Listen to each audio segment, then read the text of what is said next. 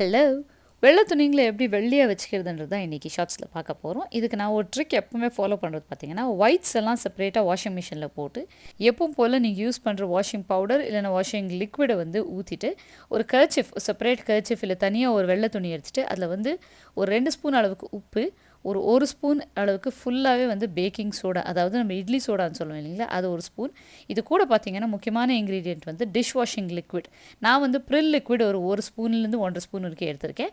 இது அத்தனையும் கலந்து அந்த துணியில் வந்து மூட்டை கட்டி நீங்கள் துவைக்கிறதுக்கு போடுற ஒயிட்ஸ் ஓடவே வந்து இந்த சின்ன துணியை வந்து மூட்டை கட்டி அதில் போட்டுட்டு எப்பவும் போல் நீங்கள் எப்படி லோடை வாஷ் பண்ணுறீங்களோ உங்கள் துணியை வந்து அப்படி வாஷ் பண்ணிக்கோங்க. நான் வந்து எப்பவுமே குயிக் வாஷில் 30 மினிட்ஸ் வைப்பேன்.